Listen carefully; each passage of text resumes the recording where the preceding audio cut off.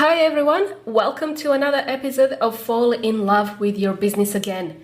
If you're a business owner, then you know how hard it is to juggle the ups and downs of your business, and especially during these crazy times. Your host today is me.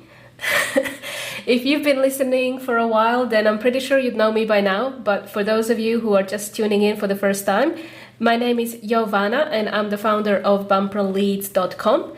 We are a marketing automation agency that helps businesses simplify their sales and marketing processes to save them time and money. Today, I've got a very special episode for you. My co-host Milena and I are interviewing Jody and Emma from the brandbrigade.com. They are brand gurus and are here to tell us how to build a Rockstar brand. We've actually been working with them during this rebranding process that I shared with you over the last few episodes at Bumper Leads, and we were compelled to get them out onto our show because I'm sure most of our listeners will want to know how they can also build a Rockstar brand and also stand out from the crowded marketplace, because that's what good branding will do for your business. If you've been looking to grow your business, or maybe you find your sales are plateauing, but you dream to run a company that is as well known as Virgin or Tesla, then you've got to tune into our show today, as Jody and Emma are not holding anything back. Their experience is amazing. They've helped over 300 brands, build really big corporate enterprise brands, and I'm sure that you guys can get a snippet of that today, a snippet of their wisdom today. So let's get started.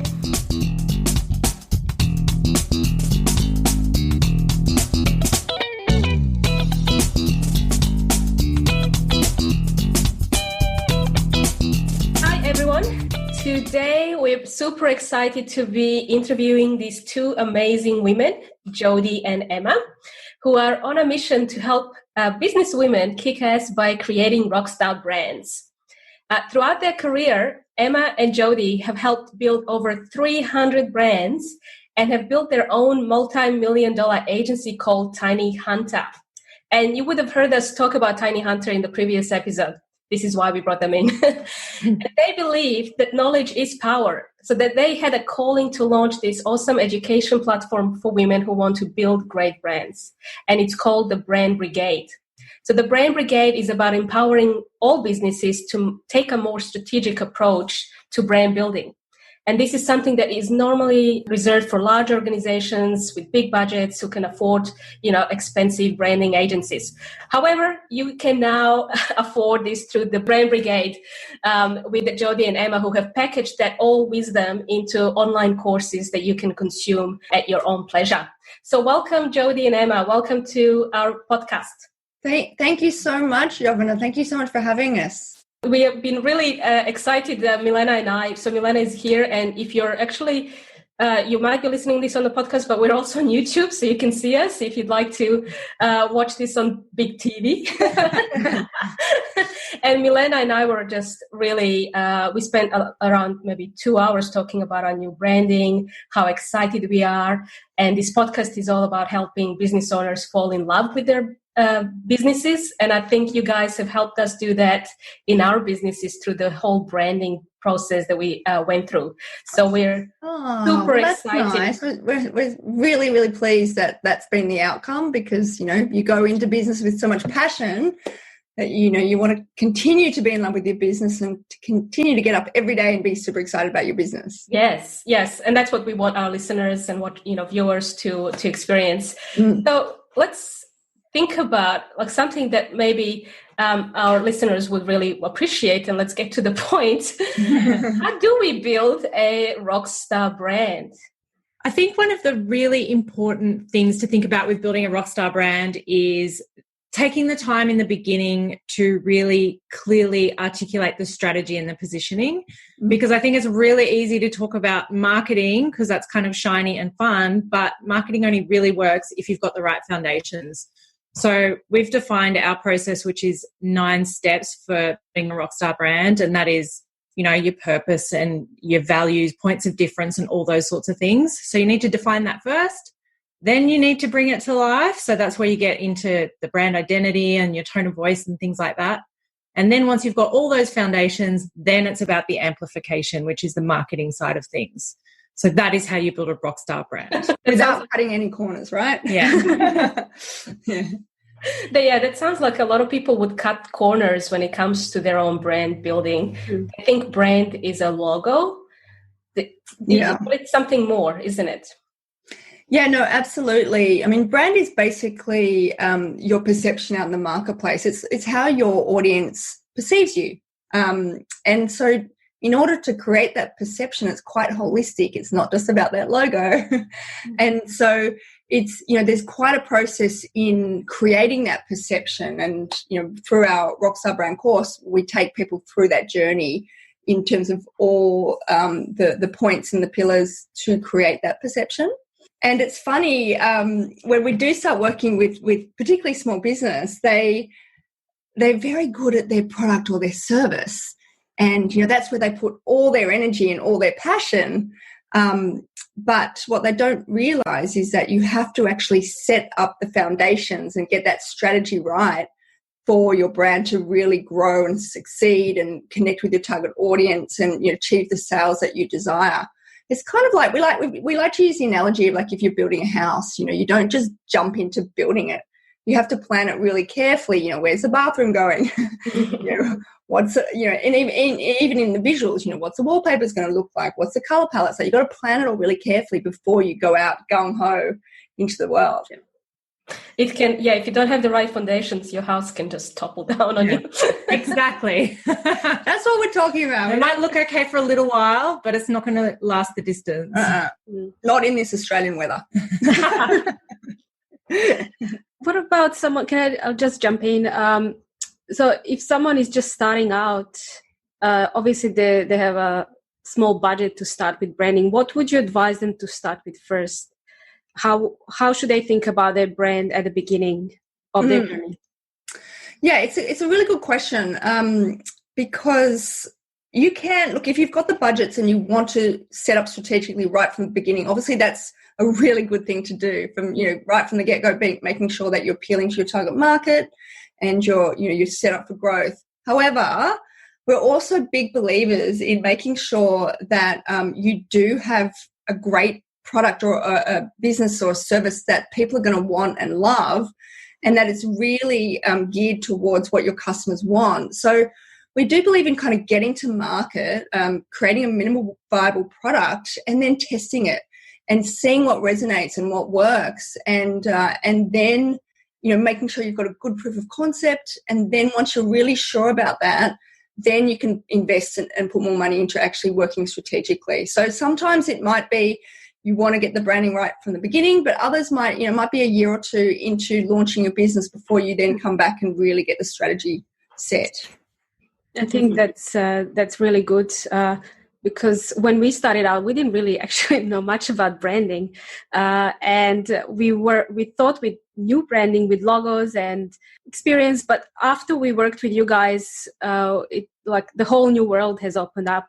And it's just the way we start to think about our business has changed a lot. We started to be in the league of these big guys, I guess. And we just really, as Jovana said at the beginning, we really fell in love with our business again, I have to say.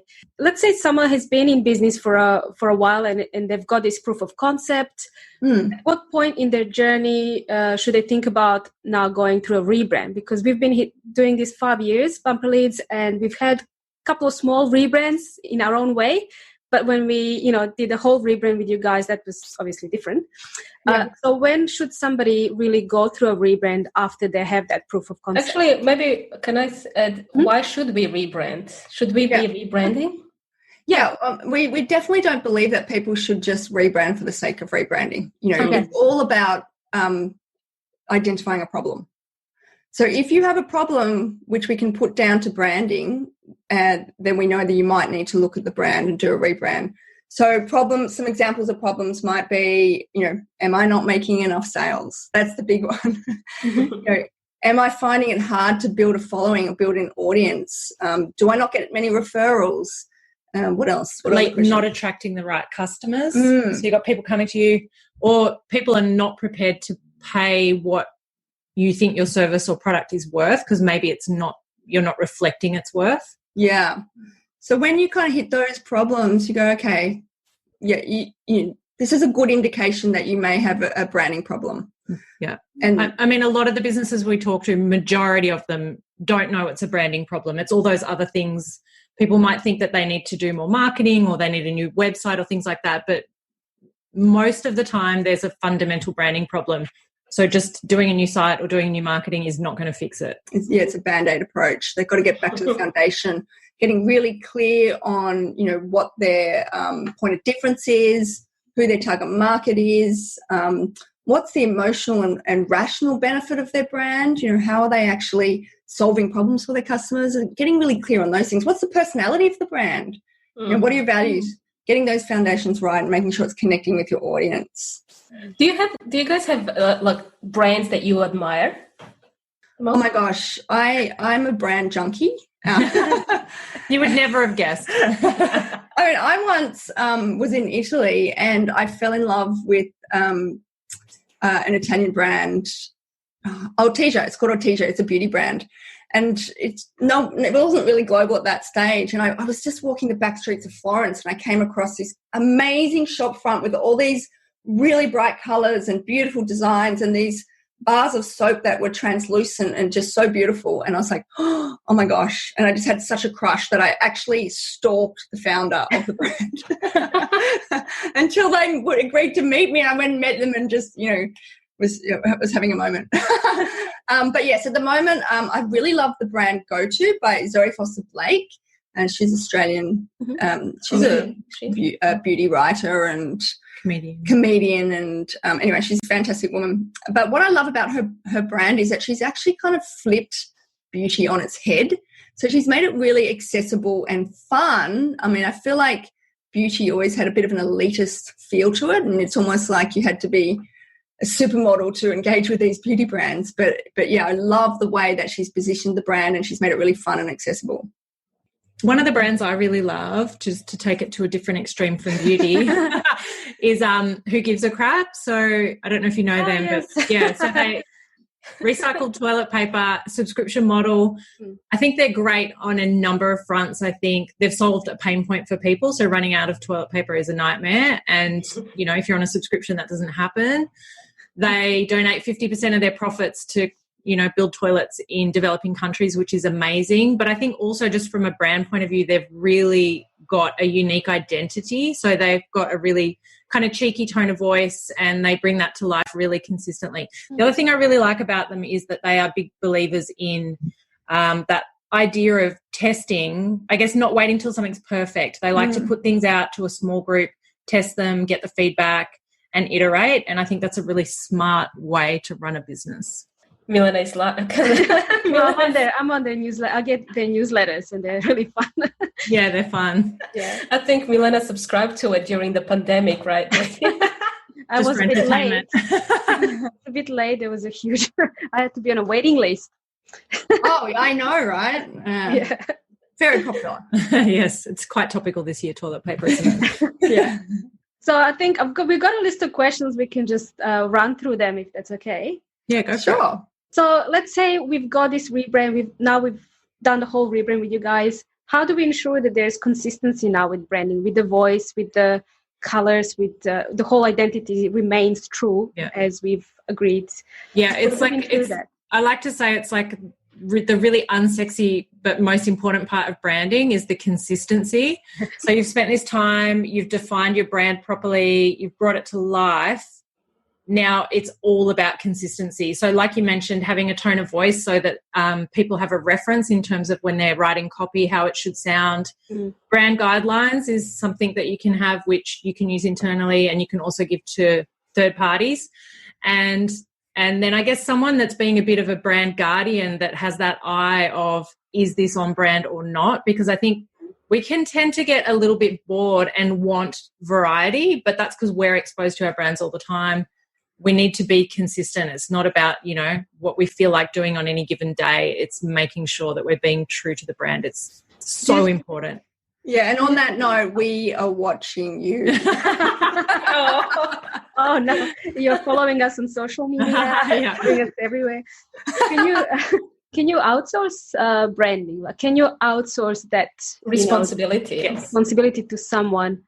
Absolutely, yeah. I mean, at our agency we offer brand guardianship, and lots of agencies would, where, once you've gone through the process, it's just having those checkpoints or even monthly meetings to make sure everything's on track and, aligned to the style guide and the strategy. The strategy as well as the brand guidelines it's almost like your Bible, like your checklist. Mm-hmm. Anything you're doing with the brand, you want to check in against these all the time to make sure that you're heading in the right direction. And it's not just about what you're doing in terms of a brand and how it looks. It's literally, you might be thinking of introducing a new product or service or making a change in the business. It's really fundamental to all business decisions to go back to the strategy. Yeah, even hiring. Yeah. Even, culturally, internally hiring. You're making sure you're hiring to your values. It's really important. Yeah. So it's like a fabric. Yes. Business fabric, Totally. your branding. Yeah, we call it the blueprint. The blueprint. Yeah. What happens if, we have some clients that work in these really unsexy industries like engineering? I'm going to say engineering because I'm so sorry for the listeners. And, but, I mean, what do you do with these kind of boring industries? How do you pop in terms of that? Like, how do you stand out? Yeah, absolutely. I mean, the branding process, whether you're a beauty brand or an engineering company, it's equally as important. And it's, if you come back to what's the purpose of branding, and it's about your perception out there in the marketplace. It's making sure you're kind of molding the right perception, in terms of your point of difference, in terms of what you do, in terms of attracting the right audience. And so it doesn't matter if you've got B2C customers or B2B, it's still about perception. So if you're an engineering company, you're going to be competing against other engineering companies, within the space. So why are your prospects or your customers going to choose you over the next engineering company? And so this is what the branding process helps define and make sure that we're getting clear on. And it's interesting because it's not just about the words you use on the page in terms of communicating that message. Now, every decision you make with your brand communicates. So the visual choices you make communicate. So, for example, if you're an engineering company and you're saying, I'm trying to think of an example. We have specialists. I don't know what you do in engineering. I'm really sorry. If we have world-class, concrete specialists. Concrete specialists. That's a thing. That's a thing. I know concrete specialists. The strength of concrete is an absolute art. Yeah, if we have that in your brand, and then I think engineers do the planning though. I don't think they put the concrete. No, they don't put it, but it's part of the planning, I swear. Anyway, we're on a tangent now. Anyway, if that's your claim, we talk about 3 uniques in part of the branding process. Like, what are those 3 things that make you special, that are authentic to you, but actually position you in a way that, in terms of your audience, really caring, and it's hitting needs or wants from your audience point of view. And you're communicating that not only through the way you look, because if you're saying you're experts, you're best in the field, and then your brand doesn't reflect that by the choices you've made, then there's a disconnect, and it does affect the overall positioning feel, or perception feel, right? So, when you hear about a brand and you're like, oh my gosh, that sounds amazing. Then you get to the website and you're like, oh, really? and you might not be able to put your finger on what it is that doesn't make them feel as sophisticated, but it's just an overall feel, and it's all the choices you make to create the overall feel that affects perception. So it is equally important. And one thing I would add to that is we talk a lot about the emotional connection with the audience, and some people, I think, feel it's not as important in B2B, but there's actually been studies that show it's even more important. So just because it might be dry and it might be B2B or whatever, it doesn't mean that isn't important. So yes, the same process applies. Interestingly, we've been working on a B2B brand, not a sexy brand in terms of, industry, within the mining industry actually. And they recognized that it's now time that they had a consumer-facing relationship as well. So even though the sales get made through the big mining companies, they had an environmental aspect to what they do. in order for the mining companies to have them even on the list, or preference number 1 or number 2, if customers, or the perception out there in the wider world is that this is a really amazing brand, it really helps in the B2B process. That's good to know. Look, I'm kind of thinking about Tesla, and how Elon Musk has got this presence, and I think he's becoming more of the epitome for the younger generation of engineers, and being, this cool guy that's coming up with all these futuristic, visions beyond our own expectations, and it allows us to dream and be, take us on a journey together to space. Totally. Like I feel like people used to idolize movie stars and rock stars.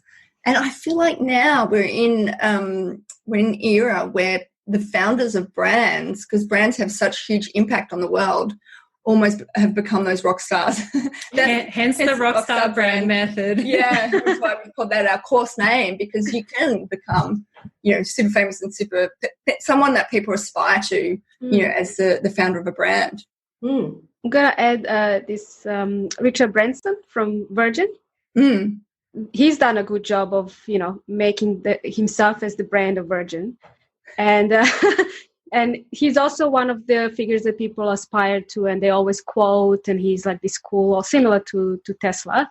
But when we found out recent news of, Virgin being, just before coronavirus hit here in Australia. The travel industry, the travel industry got really affected, and he had to sell the brand. I actually felt really sad, because I was like, what's going to happen? I felt this it was like a breakup feeling. Yeah. What's going to happen now? Who's going to buy this? Is it going to be the same relationship that I had before?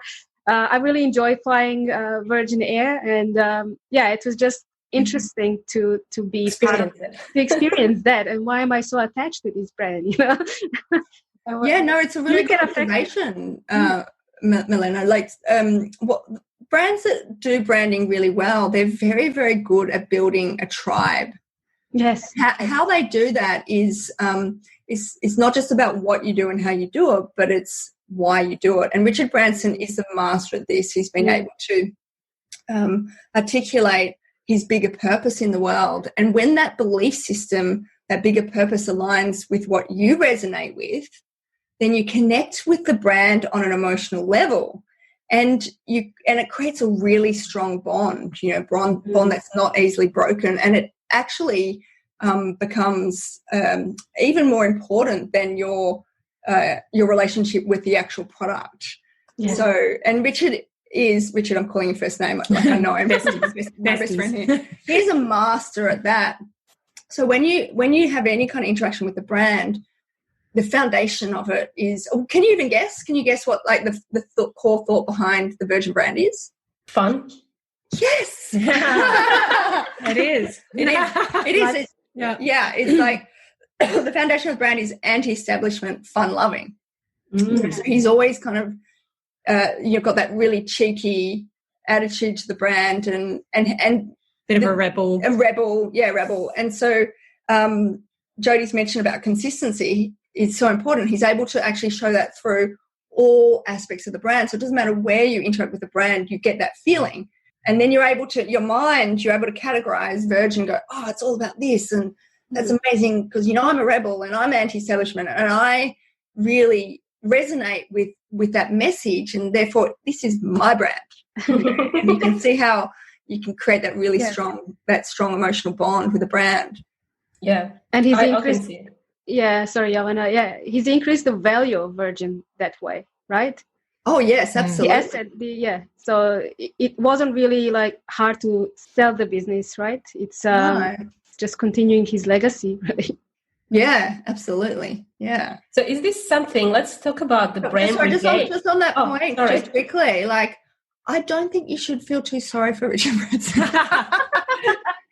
No, Melena's feeling sorry for herself. Because he does own a lot of things, including an island. So I miss him. He'll be fine.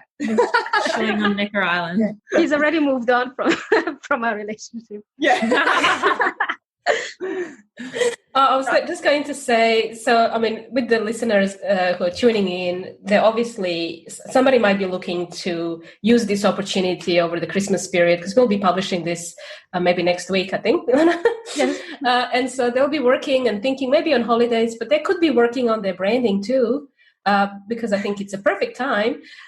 So the Brand Brigade, can you tell us more about the Brand Brigade and your mission behind that, and what people can do to really take that branding to the next level without that big budget that usually, Virgin has?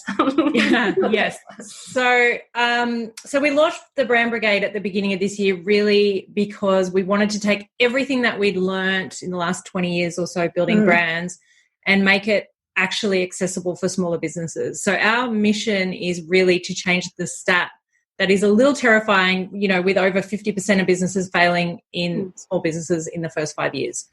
So basically it's an education platform. We write articles every week so you can sign up and get a lot of free advice. Also on Instagram, we're posting constantly brand and marketing advice. But then we also have a course which is how to build a rockstar brand, and that is 13 modules, so 25 lessons, self-paced, but we also jump on a live Q&A on Zoom every week so people can drop in and get tailored advice from us as they're progressing through it. So in terms of an affordable way to start working strategically for us is the reason that we made this course. So it's normally $697 US, but we would love to offer all the listeners a discount code. So for 30% off, just got to type in 30BL. So 30. That's the promo code. BL. Yeah, that's the promo code. Just for your listeners only. Yeah. Okay. Can we put it on I was going to put it in the show notes, but that would be everybody. That's fine. It's fine. Anyone that's in your vortex. Yeah, absolutely. So what was the discount code again? 30BL. 30. BL for bumper leads. Okay. I was wondering what that was. And they would have to go to the website, which I'll include in the show notes as well. But the website is thebrandbrigade.com. Correct. Yeah. Okay. Yeah. And will they be able to? How long is this course? How long is this whole? So the course is self-paced. It is really 13 modules. You could just decide to do one a week and it will take you a few months, or you could decide you're going to take a few days and just work on it intensively. I guess if you spread it out a bit, it's great because I think a lot of value comes from jumping on the calls and being able to talk to us about it as well. Yeah. And then there'll be a lot of new courses we'll be releasing in 21. So awesome. Stay tuned for those. And you also get to be part of our Facebook group as well, where you can ask questions. And, as other people are doing the course as well, they're coming on the live chats. And so it's also an opportunity to share. So we're finding that other businesses are sharing, their journey, and it helps others as well. So it's a very collaborative approach. Yeah. Community. Yeah, it's a big community. I think you need that definitely because, we were leveraging you guys for now 3 months, and it's like, I can't see that ending because I still feel like I need that ambassador or somebody to watch the brand, brand police. The brand police, The brand police. I tend to be a brand police whether you want me or not. Yeah. It's like, excuse me, I can see something. So it's great that, the business owners can go and take the course, and then they have access to you directly, and you can give them feedback, professional feedback they need to take their brand. And I think it's really good because I think, as business owners, it can be hard. Like it's hard, really. Business is hard and it can be lonely. So having that community and the support it's really good. Yeah, what we find works really well is as people are going through the course, if they're collating their questions, and so when we jump on these live chats every week, then they can just hit us with those questions, and it's like a lot of progress very quickly. That sounds like a great value. So I think to finish off, how about we if you guys have an interesting quote or something that you can share with the listeners that could inspire them to think about branding or something like that. Is there a mantra that you live by? Inspire them to think about branding. I've got one. What comes to mind for branding? I've got one I like to say, which is boring is boring. Got to have fun in life. You've got to be memorable. Yes. So that's one I like to live by. And the one that I quite like is, progress, not perfection, because I think we can, as business owners, get really caught up in trying to make things perfect. But like Em said, get it out quickly, get feedback, adapt, really listen to your customers. So I think that's another good one. If you kind of squirrel away until things are perfect, you're too late. Yeah. And that's something actually we have to watch all the time, being perfectionists. Yeah. We're reformed perfectionists. Reformed perfectionists. Although congratulations. Jody has to hit me around a couple of times. So, Emma, get it out. Come on. The other thing, a nice thought is branding is a process of differentiation. So just reminds people that they've really got to make sure they've got that strong point of difference. It's so much easier. Business becomes so much easier when you do have that point of difference articulated.